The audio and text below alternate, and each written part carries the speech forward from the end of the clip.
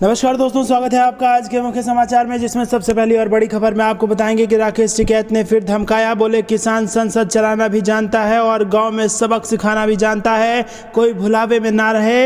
इसी के साथ दूसरी बड़ी खबर में जिक्र होगा कि एक्शन में आए राहुल गांधी, विपक्षी नेताओं संग किसानों के समर्थन में जाएंगे जंतर मंतर। तीसरी बड़ी खबर में जिक्र होगा कि कांग्रेस महंगाई के खिलाफ करेगी बड़ा प्रदर्शन। चौथी बड़ी खबर में आपको बताएंगे कि भारतीय किसान यूनियन ने उत्तर प्रदेश में फसल खरीद में भ्रष्टाचार की सीबीआई जांच की उठाई मांग।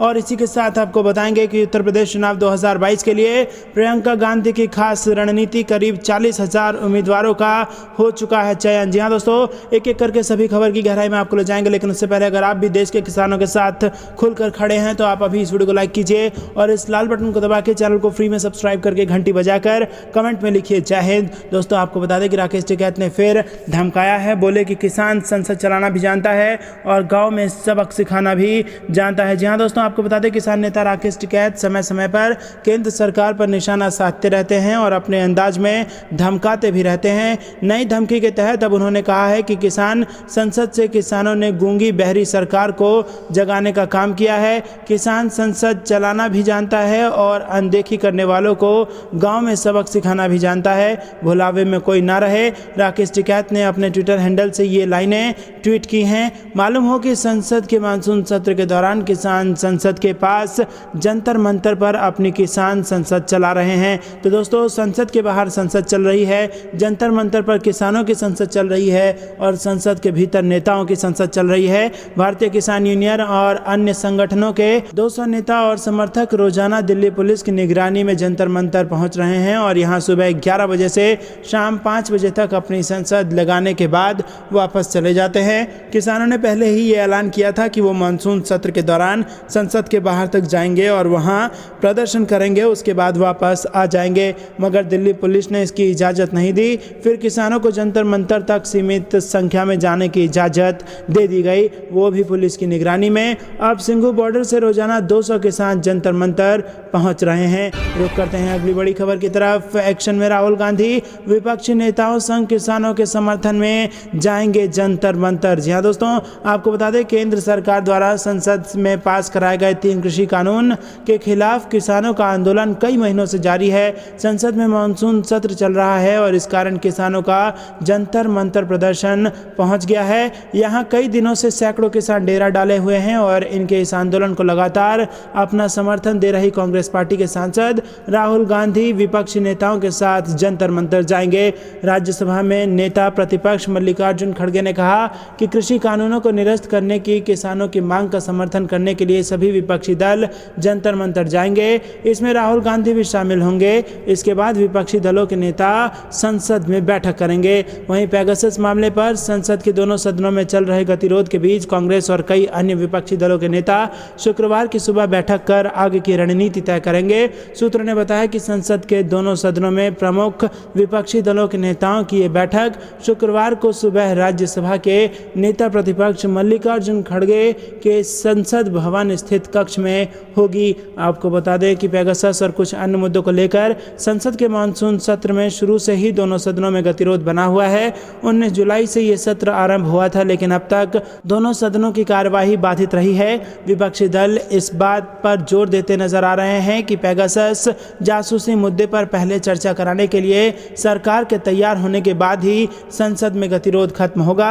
संसदीय कार्य मंत्री प्रहलाद जोशी ने विपक्षी मांग को खारिज करते हुए गत शुक्रवार को लोकसभा में कहा था कि ये कोई मुद्दा ही नहीं है। उल्लेखनीय है कि कांग्रेस के पूर्व अध्यक्ष राहुल गांधी और खड़गे पिछले कुछ दिनों में विपक्ष के नेताओं के साथ कई बार बैठक कर चुके हैं। वहीं आपको बता दें कि इससे पहले तीनों कृषि कानून और पेगासस जासूसी कांड सहित विभिन्न मुद्दों के खिलाफ गुरुवार को भारतीय युवा कांग्रेस के प्रदर्शन के दौरान कांग्रेस सांसद दिग्विजय सिंह और राम्या हरिदास समेत 590 व्यक्तियों को हिरासत में ले लिया गया था।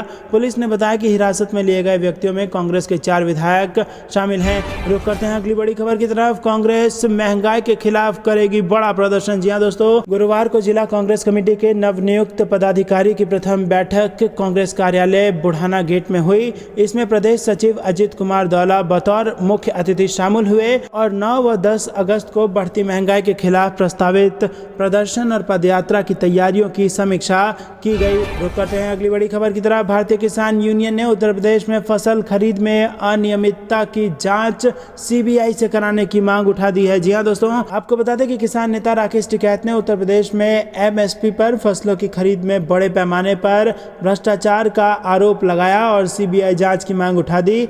भारतीय किसान यूनियन के राष्ट्रीय प्रवक्ता टिकैत ने दावा किया कि गेहूं सहित कई फसलें किसानों के बजाय बिचौलियों के माध्यम से खरीदी गई हैं और उनकी सरकारी रिकॉर्ड में जाली पहचान है। उत्तर प्रदेश में रामपुर जिले में ऐसी ही कथित अनियमितता का दावा करते हुए उन्होंने आरोप लगाया कि मिल मालिक, बिचौलिए, प्रशासनिक अधिकारी और खरीद केंद्र संचालक इस घोटाले के लाभार्थी हैं। गाजीपुर बॉर्डर पर प्रेस से बात करते हुए टिकैत ने कहा कि उनके पास कथित अनियमितताओं के सबूत हैं और केंद्रीय अन्वेषण ब्यूरो यानी कि सीबीआई से आरोपों की जांच कराने की उन्होंने मांग उठा दी। टिकैत का दावा है कि सरकारी रिकॉर्ड के मुताबिक देश भर के सिर्फ 8% किसानों को ही एमएसपी का लाभ मिल रहा है।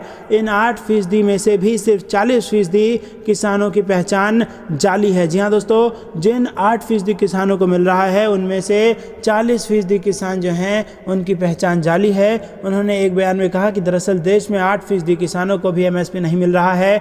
एमएसपी के नाम पर देश में सरकार किसानों को लूट रही है। किसान नेता ने कहा कि एमएसपी आधिकारिक तौर पर 23 फसलों के लिए घोषित की गई है, लेकिन केवल 2 या 3 फसलों पर एमएसपी दी जाती है। उन्होंने दावा किया कि बिहार और दक्षिण राज्यों में धान न्यूनतम समर्थन मूल्यों से कम पर बेचा गया है। रुख करते हैं अगली बड़ी खबर की तरफ। उत्तर प्रदेश चुनाव 2022 के लिए प्रियंका गांधी की खास रणनीति, करीब 40 उम्मीदवारों का इसके लिए हो चुका है चयन। जी हाँ दोस्तों, साल 2022 में होने वाले उत्तर प्रदेश के विधानसभा चुनाव को 2024 में होने वाले लोकसभा चुनाव से पहले सेमीफाइनल माना जा रहा है। समाजवादी पार्टी, बसपा या कांग्रेस, सभी विपक्षी पार्टियां अपनी तरह से योगी आदित्यनाथ सरकार को पटखनी देने के लिए रणनीति बना रही हैं। जहां सपा को एक बार फिर से यादव मुस्लिम गठजोड़ का भरोसा है, तो वहीं मायावती की नज़र ब्राह्मण और दलित समीकरण पर है। लेकिन इस सब के बीच कांग्रेस भी हिंदी पट्टी के सबसे बड़े राज्य में कई दशकों से अपने खोए हुए सियासी जमीन को पाने के लिए एक खास रणनीति पर काम शुरू कर चुकी है।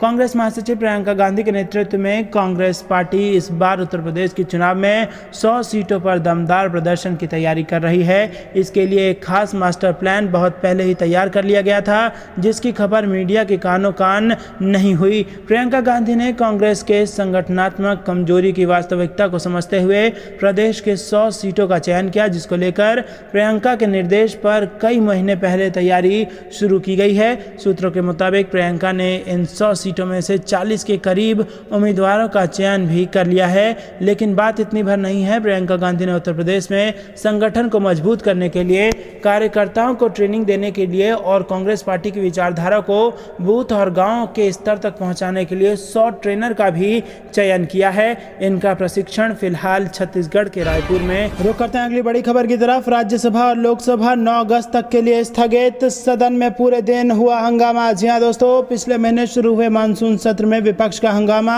हर दिन के साथ बढ़ रहा है। हंगामे के कारण सदन की कार्यवाही बार बार बाधित हो रही है। ऐसा ही हाल शुक्रवार को भी होता नजर आया। पेगासस, कृषि कानून समेत कई मुद्दों पर विपक्ष ने जमकर हंगामा किया, जिसके चलते आज भी कई बार लोकसभा और राज्यसभा में कार्यवाही बार बार बाधित होती रही। वहीं शोर शराबे के बीच कई बिल भी पास करा लिए गए। फिलहाल संसद के दोनों सदन 9 अगस्त सुबह 11 बजे तक के लिए स्थगित हो गए हैं। और दोस्तों, रुक करते हैं अगली बड़ी खबर की तरफ।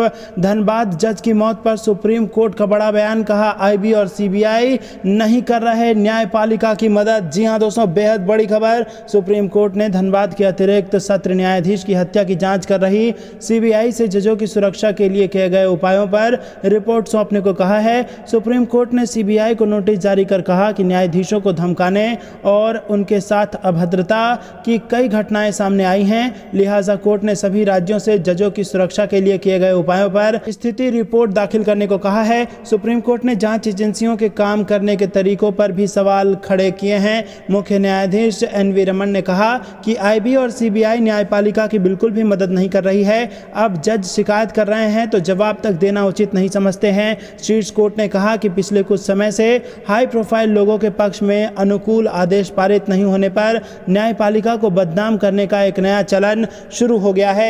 झारखंड की ओर से पेश वकील ने शीर्ष अदालत को बताया कि 28 जुलाई की घटना की जांच सीबीआई को सौंप दी गई है। रुक करते हैं अगली बड़ी खबर की तरफ। ना दी जाए संसद में पेगासस पर सवाल उठाने की अनुमति, सचिवालय को खत लिखकर केंद्र सरकार ने कहा कि कोर्ट में विचाराधीन है ये मामला। जी हां दोस्तों, इजराइल की साइबर सुरक्षा कंपनी एनएसओ के स्पाईवेयर पेगासस को लेकर भारत में बवाल मचा हुआ है।